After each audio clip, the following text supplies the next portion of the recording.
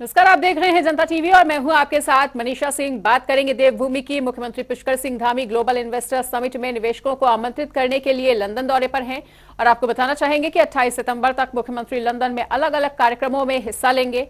वहीं भाजपा प्रदेश प्रवक्ता बीरेंद्र बिष्ट का कहना है कि मुख्यमंत्री पुष्कर सिंह धामी का लंदन में रोड शो का कार्यक्रम है और इस दौरान सीएम धामी निवेशकों के साथ बैठक करेंगे। उद्योग, पर्यटन, कृषि, आयुष जैसे विभाग में किस तरह से निवेश हो सकता है, उसको लेकर विचार और मंथन भी किया जाएगा।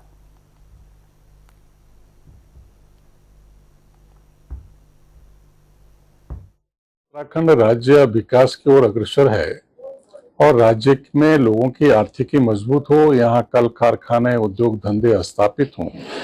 इसके लिए पुष्कर सिंह धामी जी जो हमारे मुख्यमंत्री हैं, उनके द्वारा काफी अथक प्रयास किए जा रहे हैं और एक भविष्य में इन्वेस्टर समिट का जो आयोजन किया जाना है, उसके लिए प्रदेश के यशस्वी मुख्यमंत्री पुष्कर सिंह धामी जी अपने अधिकारियों के साथ इंग्लैंड के दौरे पर हैं और वहां उनके द्वारा कल रोड शो किया जाना है। उत्तराखंड के मुख्यमंत्री पुष्कर सिंह धामी ने हाल ही में ट्वीट साझा किया जिसमें उन्होंने कहा कि वो देवभूमि के पूज्य देवी देवताओं के आशीर्वाद से उत्तराखंड के लोगों की आशाओं और आकांक्षाओं को पूरा करने के लिए एनआरआई और अंतर्राष्ट्रीय उद्योगपतियों से मिलने के लिए लंदन और बर्मिंघम जा रहे हैं। साथ ही उन्होंने कहा कि उत्तराखंड निवेश के क्षेत्र में तेजी से उभरता हुआ राज्य है, इसलिए पूरा विश्वास है कि विदेशों में भी लोग यहाँ निवेश करने के लिए आएंगे। तो विदेशों से लोगों द्वारा निवेश करने की उनके द्वारा बात कही गई है और सीएम पुष्कर सिंह धामी का ये ट्वीट, उन्होंने कहा कि उन्हें पूरा भरोसा है कि विदेशों से भी हमारे देश में लोग निवेश करने जरूर आएंगे।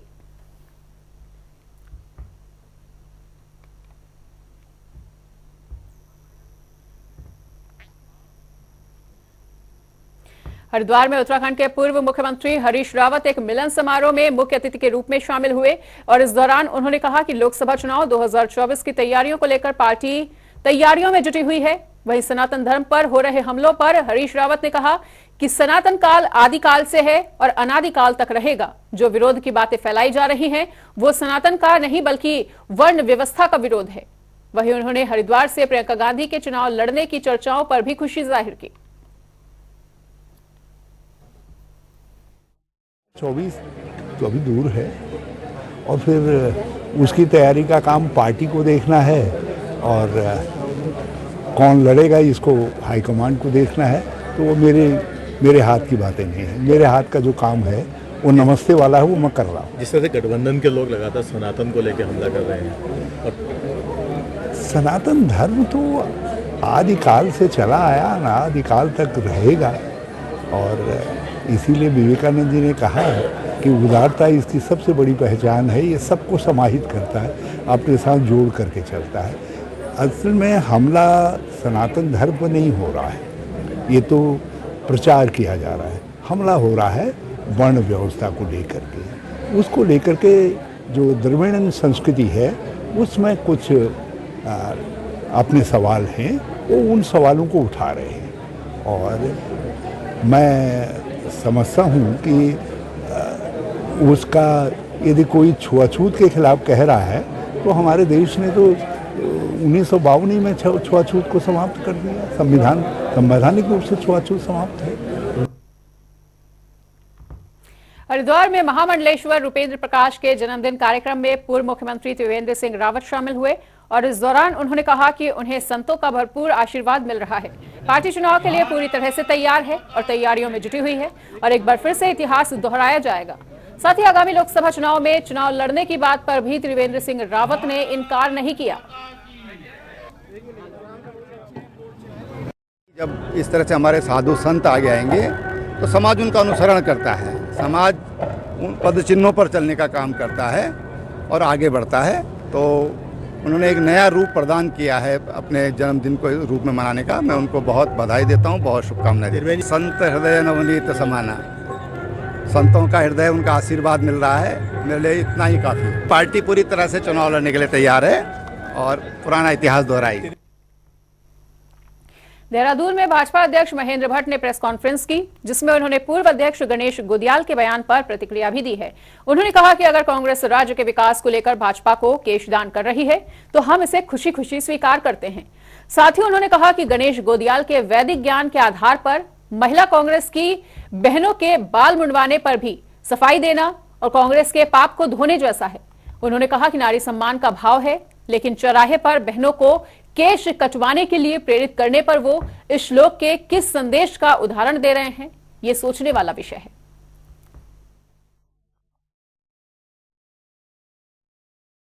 मुझे खुशी है कि मेरे बयान के 2 दिन के बाद कांग्रेस के सबसे विद्वान नेता और जिनको कांग्रेस ने 6 महीने अध्यक्ष भी रखा, उनके द्वारा महिला कांग्रेस की बहनों के जो बाल मुंडवाने पर जो सफाई दी और उन्होंने स्वरचित अपने वैदिक ज्ञान के आधार पर उस पाप को धोने का कुप्रयास किया। उन्होंने कहा यत्र नारे से पूजनते रमनते तत्र देवता, लेकिन चौराहे पर बहनों के केस कटवाने के लिए प्रेरित करना, ये इस श्लोक के किस संदेश में है। हरिद्वार के मंगलौर में गणेश महोत्सव के उपलक्ष्य में भव्य कार्यक्रमों का आयोजन किया जा रहा है, जहां जनता कैबिनेट पार्टी से लोकसभा उम्मीदवार भावना पांडे पहुंची। गणेश महोत्सव में शामिल होने के बाद उन्होंने गणेश जी की आरती पूजा की और इस दौरान उन्होंने कहा कि उत्तराखंड के लोगों का प्यार हमेशा मेरे साथ रहा है और आगामी लोकसभा चुनाव में भी हमारी पार्टी अच्छे मतों से विजयी होगी।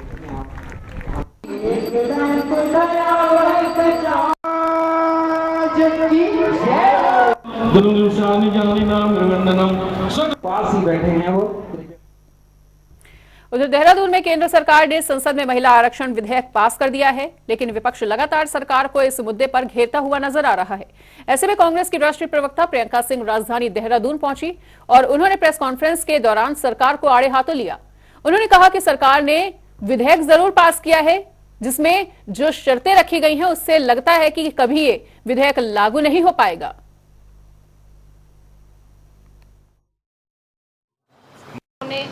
लाए हैं वो केवल देश की महिलाओं के साथ एक बहुत बड़ा छलावा है, धोखा है और हमारी मांग है कि आपकी पूर्णतः बहुमत की सरकार है, आप इसे तुरंत लागू कीजिए और महिलाओं को उनका अधिकार दीजिए। कि उनके हिसाब से, उनके मंत्रियों और सांसदों के हिसाब से तो जो संविधान में प्रावधान है 81(3) और 82 के हिसाब से तो जातिगत जनगणना जब होगी, ये परिसीमन 2026 में होगा, उसके बाद की जातिगत जनगणना 2031 में होगी, तो उसके हिसाब से तो 2029 तक भी लागू नहीं होगा।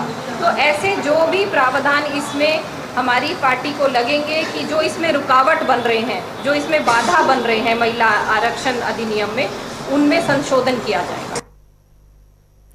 आंगनवाड़ी कार्यकर्ताओं ने अपनी कई मांगों को लेकर सीएम आवास पर कूच किया है और कार्यकर्ताओं ने कई मांगों में से एक मांग यह भी रखी है कि उनका न्यूनतम मानदेय 18,000 रुपए किया जाए। वहीं इस दौरान पुलिस के साथ कार्यकर्ताओं की तीखी नोकझोंक भी देखने को मिली। इसके बाद कार्यकर्ता हाथीबड़ तालाब पर लगे बैरिकेडिंग के पास ही धरने पर बैठ गए और इसके साथ ही उन्होंने प्रशासन को 20 दिन के अंदर अंदर मांगे पूरी करने की चेतावनी दी है। नहीं कर पाई है, हम अपनी संवेदना तो उनके नौटियाल को भी देंगे और अबला चौहान जी को भी देंगे। धर्मनगरी हरिद्वार में ब्राह्मण महाकुंभ का आयोजन किया गया और महाकुंभ में देश भर के करीब 32 ब्राह्मण संगठनों से जुड़े हजारों लोग शामिल हुए। ब्राह्मण हितों से जुड़ी 11 सूत्रीय मांगों को लेकर देश और राष्ट्रपति और प्रधानमंत्री को तहसीलदार के जरिए ज्ञापन भी सौंपा गया। इस दौरान आयोजकों ने कहा कि देश में ब्राह्मणों का उत्पीड़न किया जा रहा है। तमाम राजनीतिक पार्टियां केवल अपने उद्देश्य साधने के लिए ब्राह्मणों का इस्तेमाल कर रही हैं, लेकिन अब ब्राह्मण समाज इस उत्पीड़न को बर्दाश्त बिल्कुल नहीं करेगा। आज जगह जगह ब्राह्मणों का अपमान अनादर हो रहा है और यहाँ पर ब्राह्मण महाकुंभ के द्वारा सभी ब्राह्मणों को एक होने का संदेश दिया गया है और सरकार से जो है मांग की गई है कि ब्राह्मणों पर जो ST एक्ट जो लागू हो रहा है उसकी पहले जांच हो और फिर जाकर के ब्राह्मणों का जो दोषी है उसको ही जो है उसके ऊपर कार्रवाई हो। आज देखने को मिल रहा है कि जो दोषी नहीं है वो भी जेलों में डाला जा रहा है और यहाँ पर मांग की गई है जैसे अयोध्या में राम मंदिर बन रहा है, वहाँ पर भगवान परशुराम जी का भी भव्य जो है मंदिर हो। ऐसे ही एक नहीं अनेकों मांगे रखी हुई हैं। हमारा ब्राह्मण जो है, ब्राह्मणों का उत्पीड़न हो रहा है, ब्राह्मणों पर SC एक्ट के झूठे मुकदमे लगा दिए जा रहे हैं, ब्राह्मणों को गाली बक दी जा रही है, ब्राह्मणों के हित में कोई काम नहीं हो रहा है। कोई भी पार्टी, राजनीतिक पार्टी ब्राह्मणों के हित में नहीं बोल रही है। आज हिंदुस्तान में जब देश आज़ाद हुआ था सारे मुख्यमंत्री हर राज्य में ब्राह्मण थे, आज एक भी मुख्यमंत्री ब्राह्मण नहीं। राजनीति में हमें इस्तेमाल किया जा रहा है, तो इस पीड़ा होती है। पीड़ा इसलिए हमने जो सब सारे हिंदुस्तान के गैर राजनीतिक तरीके से जितना भी ये दिख रहा है आपको, यहाँ कोई राजनीतिक व्यक्ति नहीं है, और राजनीतिक है तो सिर्फ ब्राह्मण के हैसियत से आया है, उसका स्वागत है। और इसी को लेकर के हमने ये 11 सूत्री मांगों को लेकर आज का आंदोलन किया है। मुस्लिम धर्म के पवित्र धार्मिक स्थल कलियर शरीफ में उर्स की शुरुआत हो रही है, जिसमें हिंदुस्तान के कोने कोने से दरगाह शाबिर साहब कलियर के उर्स में आ रहे हैं। इसके साथ ही पाकिस्तान से भी 110 जायरीन कलियर पहुंच रहे हैं, जिनको प्यार और सम्मान देने के उद्देश्य से वक्फ बोर्ड के अध्यक्ष शादाब शम्स की ओर से गंगा जल और भगवत गीता को भेंट किए जाने की बात कही गई है।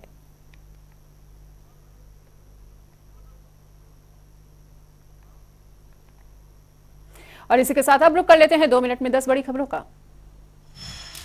बीजेपी नेता रमेश बिधूड़ी पर पूर्व सीएम हरीश रावत का पलटवार, कहा बीजेपी नेता ने दिया निंदनीय बयान, हेट स्पीच के तहत की जानी चाहिए कार्रवाई।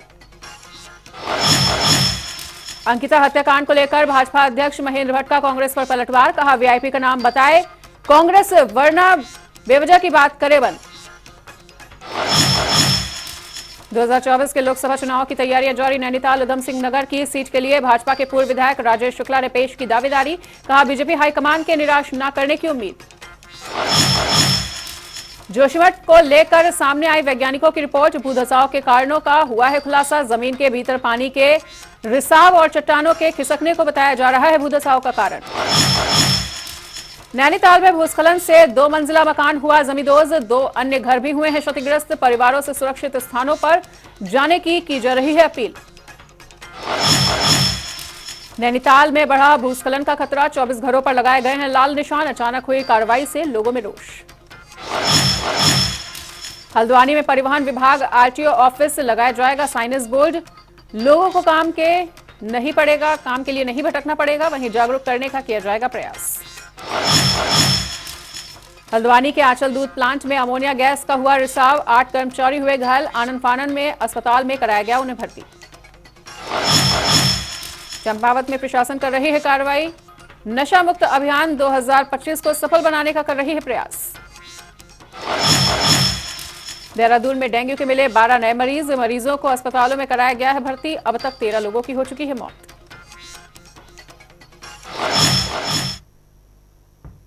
और फिलहाल यहां पर रुकेंगे एक छोटे से ब्रेक के लिए।